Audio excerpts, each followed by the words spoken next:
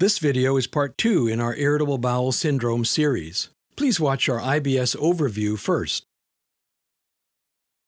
To treat IBS, it is important to understand, if possible, the nature of your unique symptoms and their triggers. How, what, and when we eat can have a huge effect on the bowel.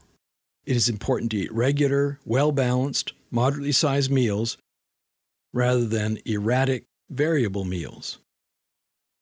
By keeping a food intake diary and noting any adverse reactions, you may quickly identify and remove problematic food from your diet and determine an approach that works best for you. Fiber intake is especially important, which benefits both constipation and diarrhea, depending on the type of fiber. Insoluble fibers, such as cellulose or psyllium, can help ease constipation. Soluble fibers, such as pectin, can help reduce diarrhea. Learn more about how to get enough fiber at badgut.org. Avoiding foods that you know worsen your disease state can greatly decrease symptoms.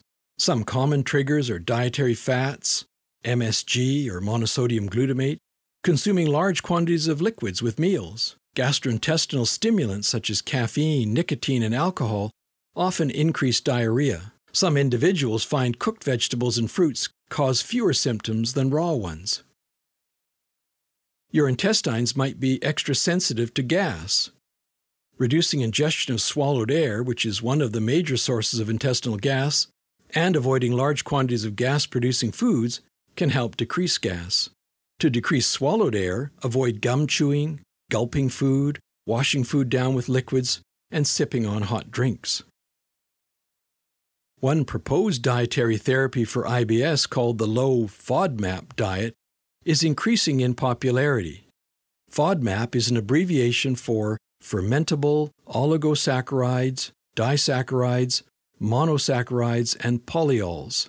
If you can't digest these carbohydrates properly, they travel into the large intestine where bacteria ferment them and produce gas. For most individuals, these foods do not cause any problems, but some who have IBS find that these foods worsen their symptoms. Emotions can also have a large impact on symptoms. IBS is not a psychological disorder, but stress, depression, panic, or anxiety might aggravate bowel symptoms. Proper exercise and rest can help reduce stress and positively influence IBS symptoms. Psychological treatments, including relaxation training, time management, lifestyle changes, and cognitive restructuring, can augment medical treatment. Attention to good quality sleep is also very important. Physiotherapy can also be beneficial if there is pelvic floor dysfunction or imbalances, and has the goal of developing the ability to relax the pelvic floor completely while simultaneously allowing gentle propulsive forces from deep abdominal muscles to evacuate the bowel fully. The gut microbiome is the friendly living microorganisms, bacteria and yeasts in the human gut that are essential for maintaining normal gastrointestinal function. Probiotics might be a very effective treatment for gut dysfunction.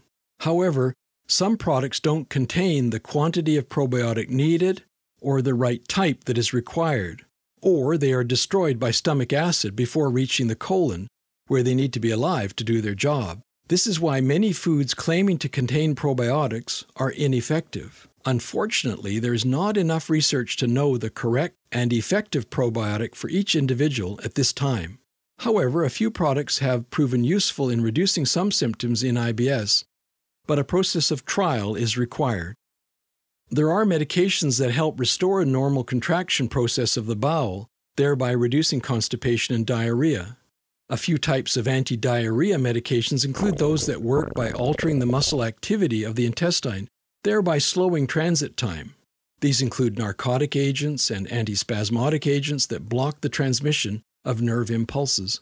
There are many medications available to treat occasional constipation, such as over-the-counter laxatives, as well as the more effective ones available by prescription.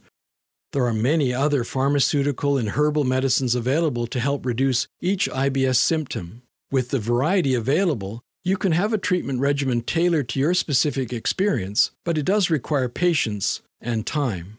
The effectiveness of each treatment varies between patients, so it is important that you communicate well with your physician or practitioner, and together you can find your ideal treatment. I'm Dr. James Gray, On behalf of the Medical Advisory Council of the Gastrointestinal Society, thanks for watching. For more information on treating IBS, please search for these topics on badgut.org.